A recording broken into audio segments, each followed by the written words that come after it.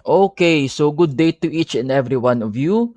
So I've decided guys just to make a training video on our transportation tab stage 1 because some of you might not be able to attend my training and also some international people we have different time zones. So I think it will be hard for you to attend my training. So it's better just to make a training video so that you can just review it later on. Okay?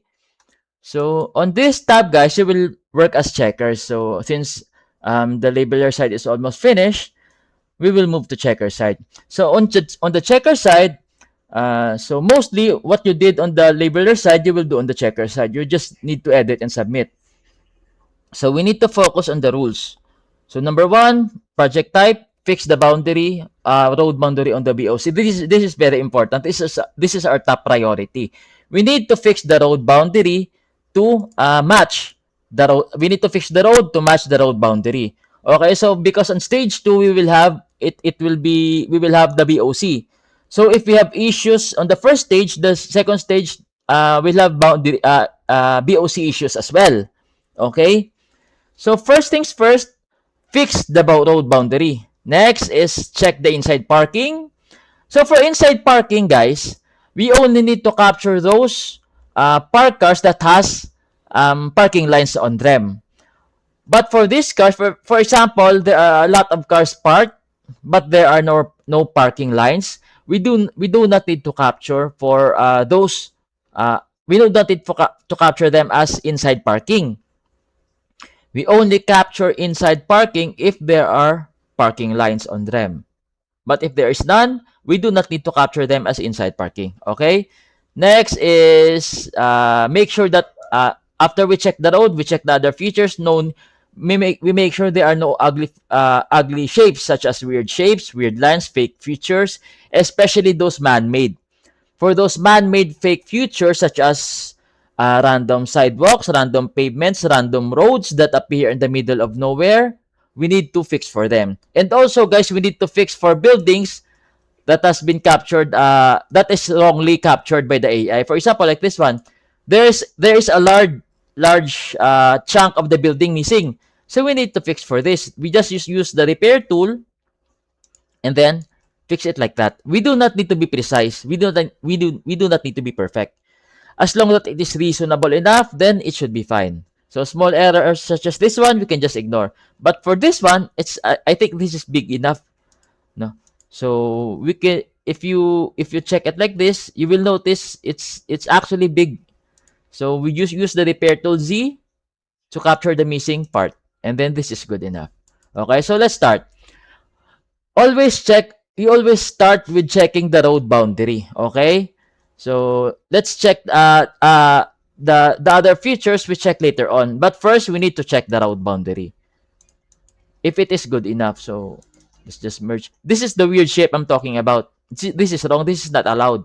So let's just merge this one. So let's start. Check the road boundary for weird shapes. So I think it is captured well. So like this. So we need to fix for them. Use the repair tool Z and also this one, the bottom. So this is wrong. Use the repair tool Z. Always draw where the boundary is. Next, discontinue, wrong, Z.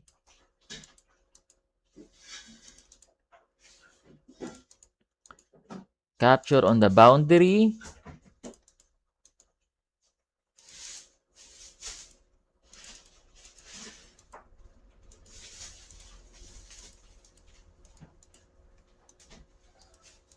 So also this one. So let's proceed. This is wrong. So use the L to oh, sorry. I think we can just cut this area out.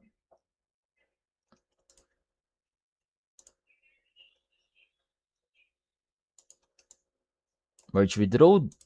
That should be good enough.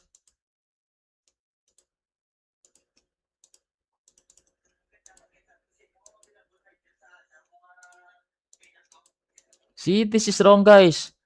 This area should be fixed, especially on the boundaries. We need to focus on the boundary, on the road boundary. So repair tool Z.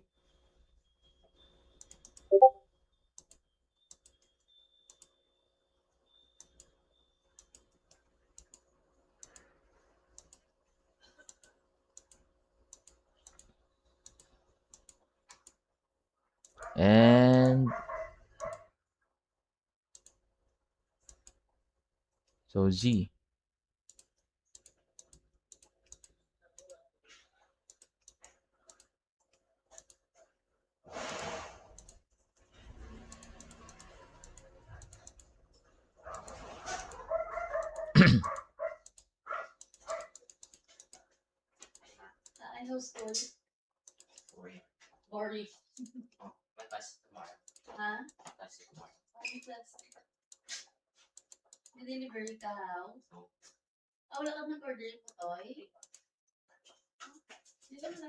So this one we need to fix. See? Weird spike, weird shape.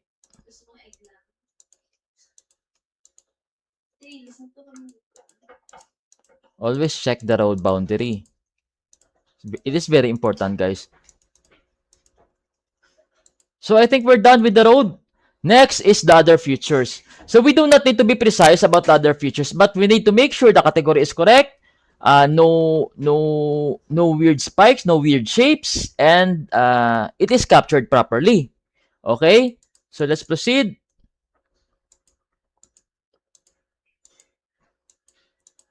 This is wrong. Use the repair tool, Z. That should be good enough. So same with this one. Be careful with this driveway that is captured wrongly by the AI. Just use the repair. Guys, do not delete any redraw, okay? Use the repair tool. This one also, I think this is wrong. So ground, this is not a pavement. So again, for fake pavements, we need to fix for them. Fix, especially those man-made features. Though this small buildings, you can just ignore for them. No need to capture.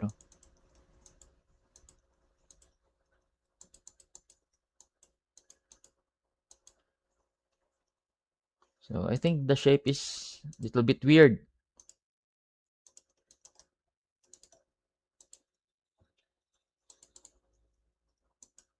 So same, big error.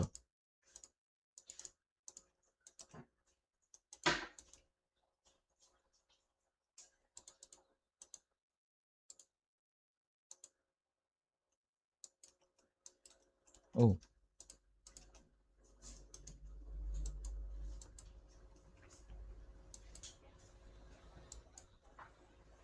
So let's fix the pool.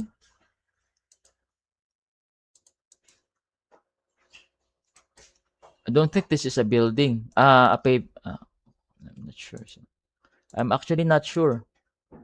Let's just capture this properly. So wrong. Okay, so this should be pavement. Again, weird shapes, weird spikes. We need to avoid those.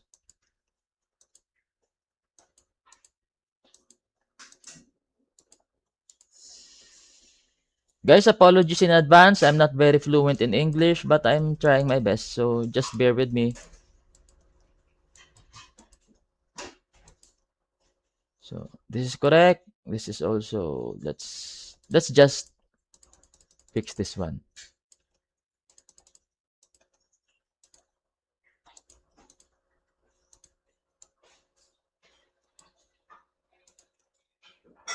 Fake sidewalk. Fake pavement. Again, merge. Fix the shape. Fake pavement. So fake pavement.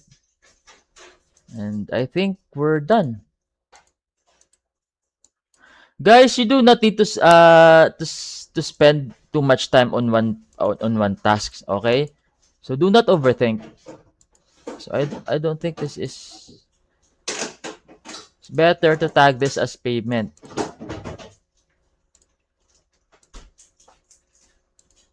So you can ignore for that one.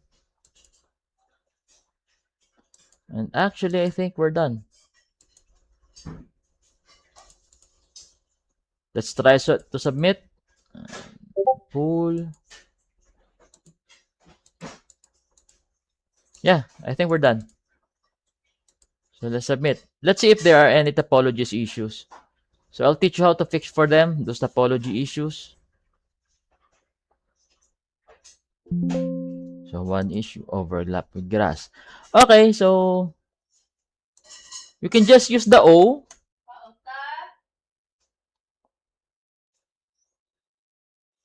So see, it's already fixed. Let's just fix for this weird shape. And then you can just submit.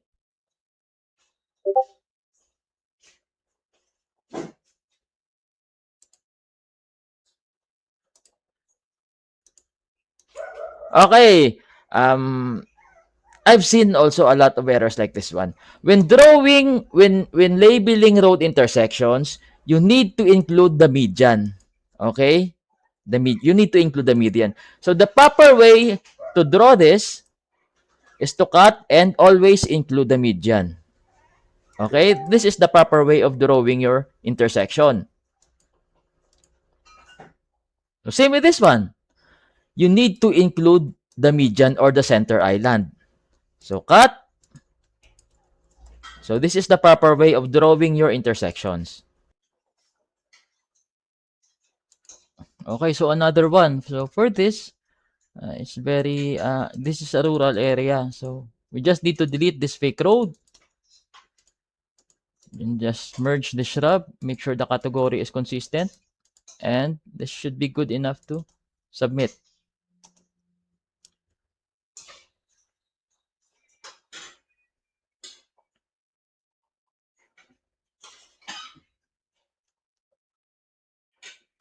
Okay, so let's another one. Let's work on this task together.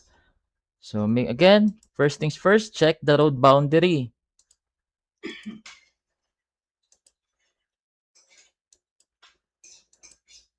So wrong.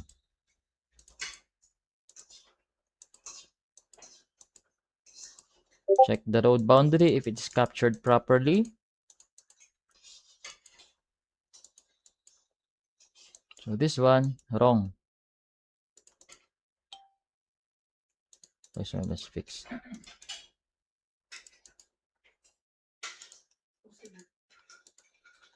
Hmm.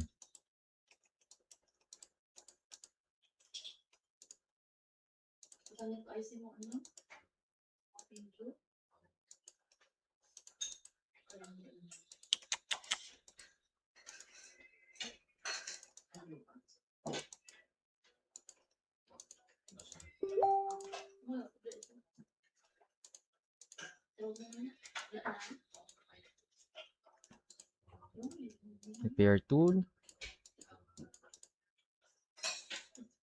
This one we need to fix as well. Is L for this one.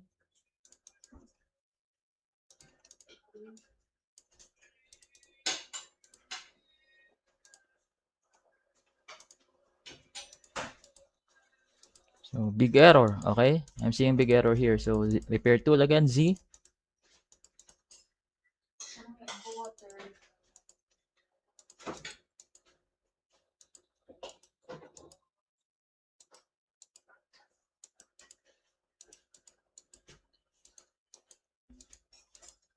Priority is the road boundary, guys. Okay.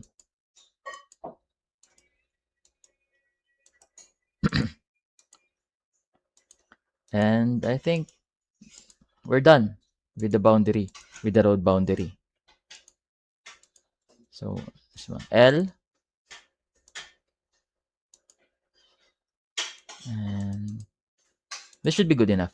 Next is the other features. So let's check together. So this is good enough.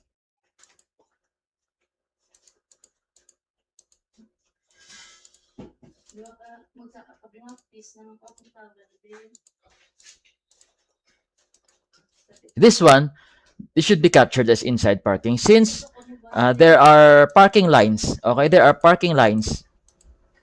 So, wait, road boundary is captured wrong. So, I think I missed this one.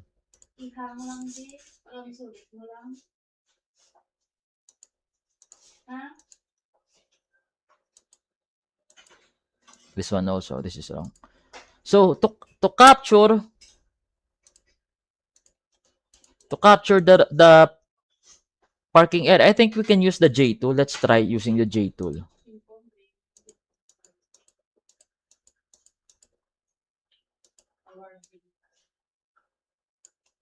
Okay, so we're done. So you can use the J tool, guys. It's faster. Few adjustments. Make sure all the parking lines uh, are captured. And this should be fine. This one, this is supposed to be a nature category. Let's one cut. Make this into, wait.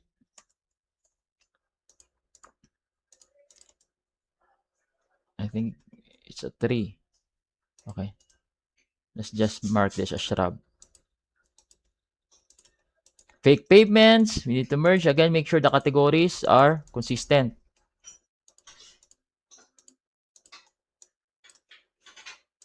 So you do not need to be precise.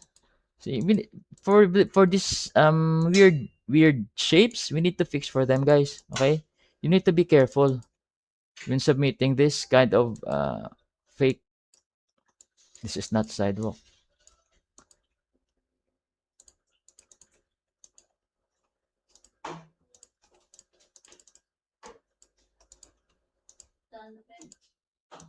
So again, you do not need to be precise as long as the shape is reasonable. So this one, this is totally wrong. And just let's fill the missing areas. Fix the sidewalk.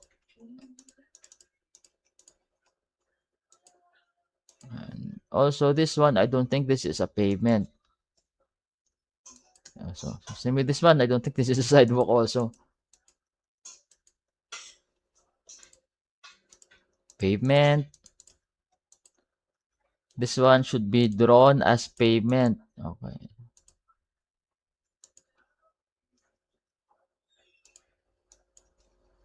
Let's just capture this as pavement.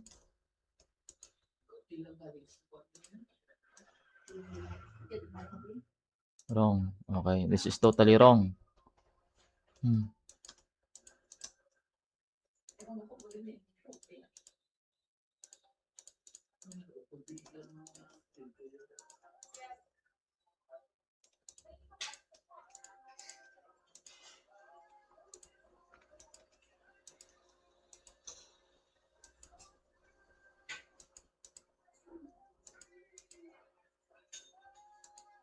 Fake sidewalk. Okay. This is a fake sidewalk.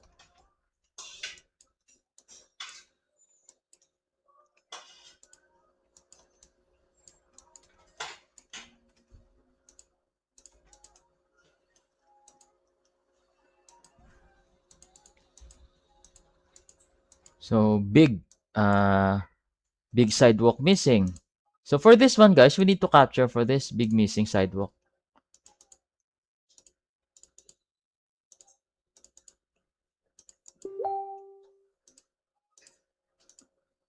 I suggest when drawing large areas, large misses such as this one, draw it by sections.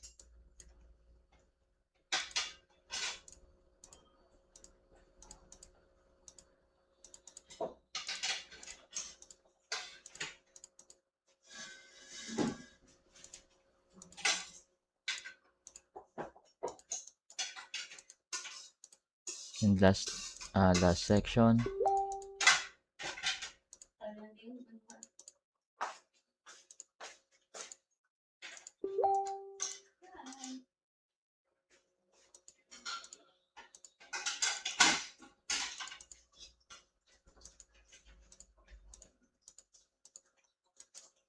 Oh, shucks.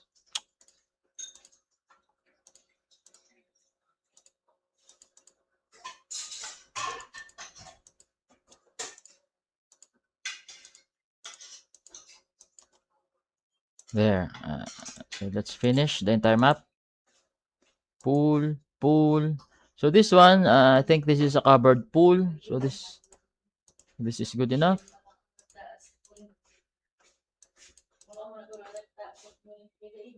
This one, I think this is a pool also.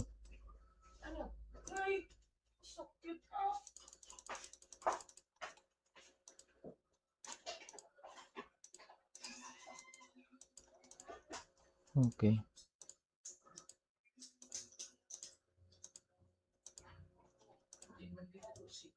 Swimming pool.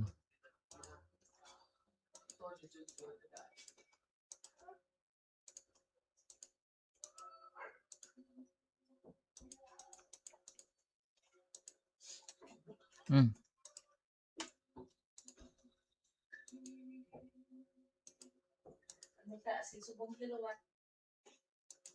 Fake swimming pool. For these small buildings on the back of the building, guys, you do not need to capture. You can just ignore. And I think we're done. So this one, I'm not sure if this is sidewalk. So may sidewalk,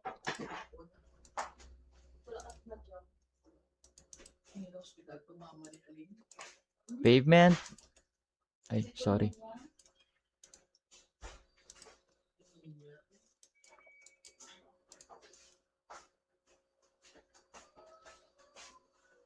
And I think we're done. So hopefully, guys, this can help you on the Transpo tab. So if you have further questions, just send your questions on our Discord channel. Okay? Or you can ask your leaders for more clarifications. I think we're done.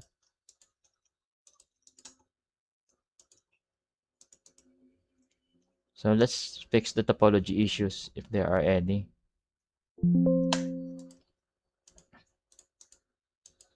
So O, next, forest. Okay, O. O. You can use the overlapping tool. O. So, driveway. Next, forest. O. Pavement. Again, O. Road. Okay, so repair tool. Sidewalk. Control T again. Oh, change the category to sidewalk.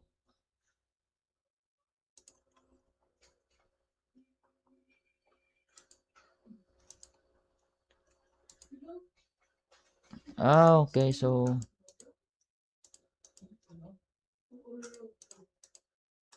for this one,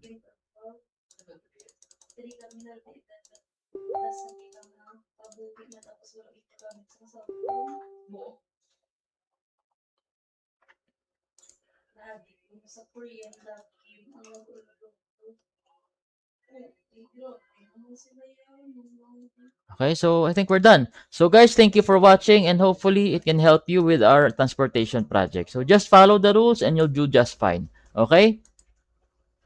Submit.